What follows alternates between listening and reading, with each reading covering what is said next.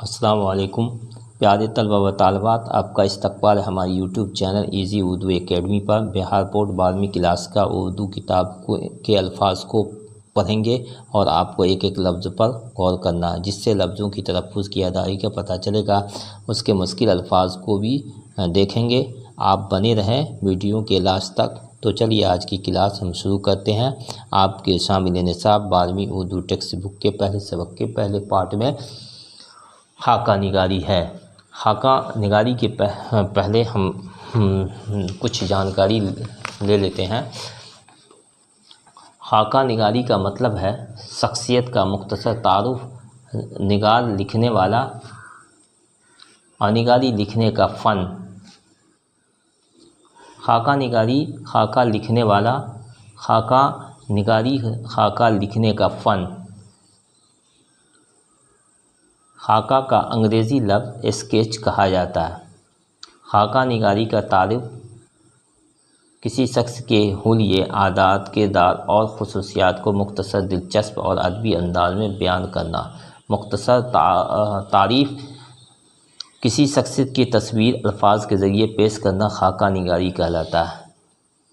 یہ بھی خاکہ کی تعریف ہے، یا اس طرح بھی آپ کہہ سکتے ہیں کسی شخص کی شخصیت اور کردار کی لفظوں میں تصویر کھینچنے کو خاکہ نگاری کہلاتا ہے۔ مرزا فرت اللہ بیگ کا خاکہ نگاری تاریخ میں شاہکار تصور کیا جاتا ہے۔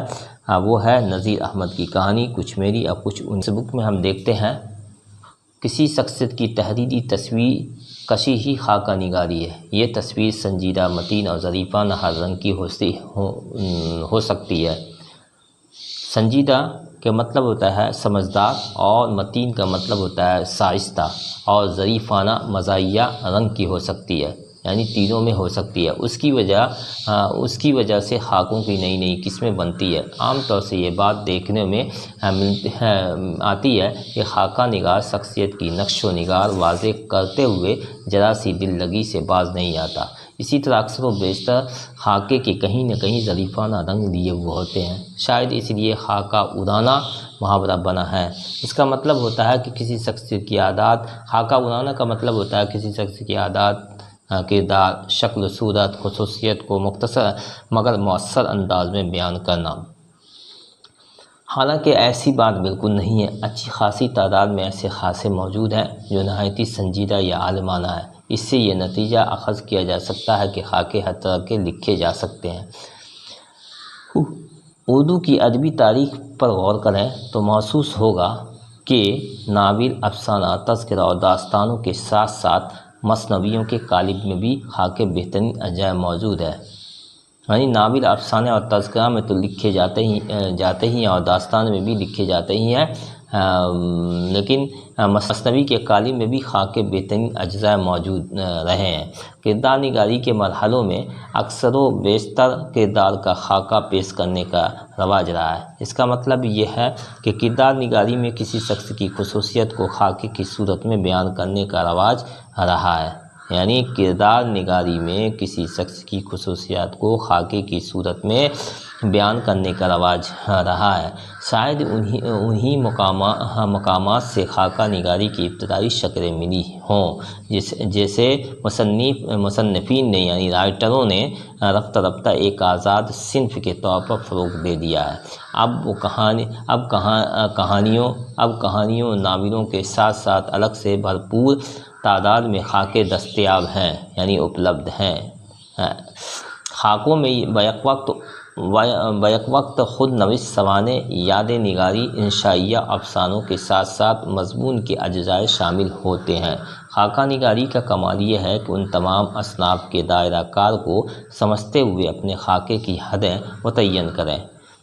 بہترین خاکہ وہی ہوگا جس میں سوانح آنکھوں دیکھے واقعات، شخصیت کے دلچسپ پہلو، صاحب خاکہ کی اصل قدر و قیمت کا تعین ہو۔ قدر و قیمت کا مطلب ہے کہ اہمیت اور مقام کا تعین، کسی چیز کی حیثیت یا قیمت۔ اگر خاکہ نگاری ان تمام حصوں میں توازن قائم کر پاتا ہے تو اس کی کامیابی پر سوالیہ نشان لگ جائے گا۔ خاکہ نگار اگر واقعات کی کھتونی جمع کر دے، کھتونی جمع کرنے کا مطلب یہ ہوتا ہے کہ جمع شدہ تفصیلات، یعنی اکٹھے، یعنی اکٹھے صرف واقعات جمع کر دینا خاکہ نگاری نہیں بلکہ سچ کی جتنی جاگتی تصویر پیش کرنا اچھا خاکہ ہے۔ یعنی صرف واقعات جمع کر دینا خاکہ نگاری نہیں ہے، صرف واقعات جمع کر دینا خاکہ نگاری نہیں ہے بلکہ شخصیت کی جتنی جاگتی تصویر پیش کرنا خاکہ نہیں کہا جائے گا۔ صاحب خاکہ کی زندگی کی مشکلات بیان کرنے میں اگر پڑھنے والوں کو رلاتا ہی رہ جائے گا تب بھی وہ اچھا خاکہ نہیں ہوگا۔ خاکے میں اتنی رنگ آمیزی کر دی جائے کہ پڑھنے والوں کو ہنستے ہنستے بے دم ہو جائے تب بھی خاکہ نگاری کی جملہ فرائض ادا نہیں ہوگا۔ یعنی آمیزی کے مطلب یہ یہاں ہے کہ آمیزش، ملاوٹ، اتنی رنگ ملاوٹ کر دی جائے کہ پڑھنے والوں کو ہنستے ہنستے بے دم ہو جائے تب بھی خاکہ نگاری کی تمام فرائض ادا نہیں ہوں گے۔ خاکہ نگار اگر ان تمام مرحلوں میں ماہرانہ توازن قائم کر دے تو وہ خاکہ بے مثال مانا جائے گا۔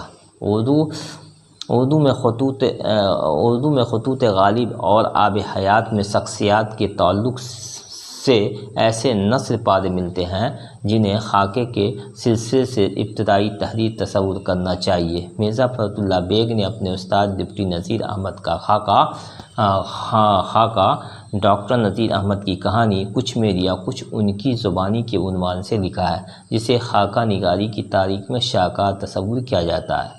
رشید احمد صدیقی نے عالمانہ اور سنجیدہ خاکوں کی مستحکم روایت قائم کی ہے، یعنی علمی اور گمبھیرتا سے اور سمجھداری سے خاکوں کی مضبوط روایت قائم کی ہے۔ اشرف صبوری اور شاہد احمد دہلوی نے باضابطہ خاکے لکھے ہیں۔